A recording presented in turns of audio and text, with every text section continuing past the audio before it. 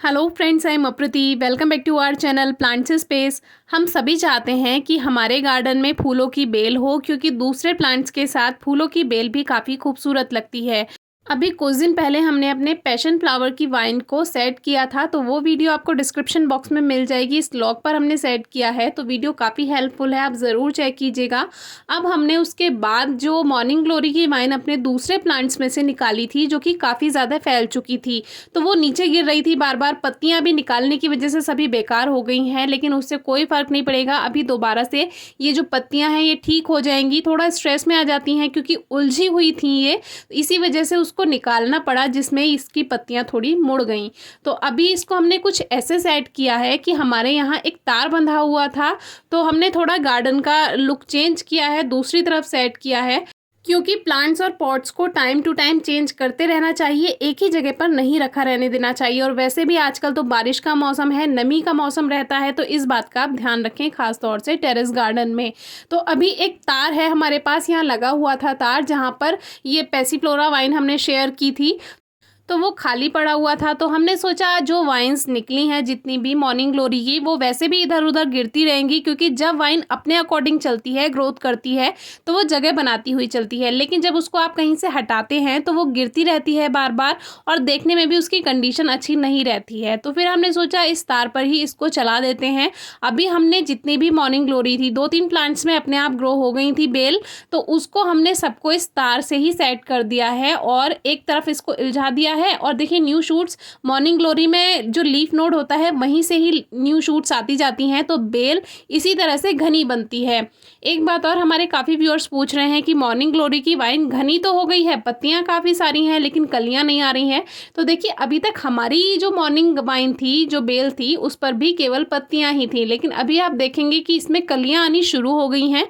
तो जब हम बीज से मॉर्निंग ग्लोरी वाइन ग्रो करते हैं तो फ्लावरिंग आने में थोड़ा टाइम तो लग ही जाता है, इसीलिए थोड़ा पेशेंस रखिए। अब फ्लावरिंग सीजन शुरू हो गया है, सीजन तो लगभग गर्मियाँ रेनी सीजन पूरा ही फ्लावरिंग सीजन है मॉर्निंग ग्लोरी का, लेकिन जब सीड से आप ग्रो कर रहे हैं तो उसमें लगभग 60 दिन तो कम से कम लगेंगे ही, प्लांट अच्छी ग्रोथ कर ले और फिर फ्लावर्स भी आने लगेंगे। तो इस तरह से हमने इनको इल्झाया हुआ है और जहाँ जहाँ सपोर्ट की ज़रूरत थी वहाँ इनको बांध भी दिया है। लेकिन एक बात का ध्यान रखिए, बांधने के लिए आपको इसको टाइटली नहीं बांधना है, फ्रीली बांधना है, बिल्कुल ढीला रखना है इसको।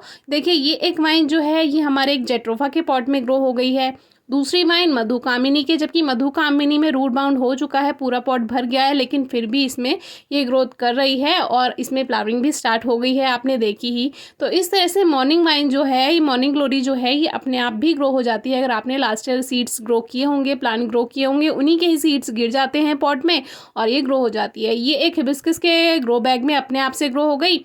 पत्तियां कुछ पीली हो रही हैं, परेशानी की बात नहीं है, क्योंकि बरसात के मौसम में ऐसा हो जाता है कि कुछ पत्तियां पीली हैं।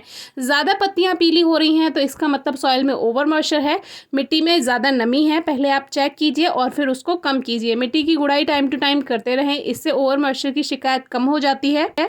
तो आज की वीडियो में हमें आपको यही सिखाना था कि ज़रूरी नहीं है कि हम फ्लावर वाइन ग्रो करने के लिए ट्रेलिस का ही यूज़ करें। अब काफ़ी लोगों को ट्रेलिस नहीं पता होता। ट्रेलिस जो बेल, फूलों की बेल होती हैं या कोई भी बेल होती है, उसको सपोर्ट के लिए ट्रेलिस तैयार किया जाता है, सपोर्ट देने के लिए, जिससे वो ग्रोथ कर पाए। तो हमें कोई ट्रेलिस बनाने की ज़रूरत नहीं है, एक सिंपल तार से भी आप उसको सेट कर सकते हैं। धागे की हेल्प से बहुत टाइटली नहीं बांधना है। अब ये देखिए, ये येलो जैस्मिन है जिसका हमने ग्लोब जैसा बनाया हुआ था, बहुत अच्छी फ्लावरिंग होती है इसमें, लेकिन बस एक कमी है कि साल में एक बार होती है। अब ये अलामांडा वाइन के पास ही रखी हुई है, अलामांडा वाइन ने भी काफ़ी अच्छी ग्रोथ कर रखी है, अभी आपने देखा। तो हमने इसको गोल शेप दी हुई थी ग्लोब के जैसी, लेकिन इसको ऊपर की तरफ नहीं चलाया हुआ था। अब हमने सोचा कि इसको भी इस तार के सपोर्ट से ऊपर की तरफ चलाते हैं तो ये और प्यारी लगेगी। तो इसको हमने खोल दिया और अब कुछ इस तरह से तार के पास ही इसको सेट कर दिया है, और वो हमने कुछ धागे की हेल्प से इसको बांधा है। और देखिए टाइटली नहीं है, बहुत इसको लूज हमने बांधा है, क्योंकि अगर आप टाइट बांधेंगे, हवा चलती है, वो टहनी टूट सकती है, सारी बेल बेकार हो जाएगी।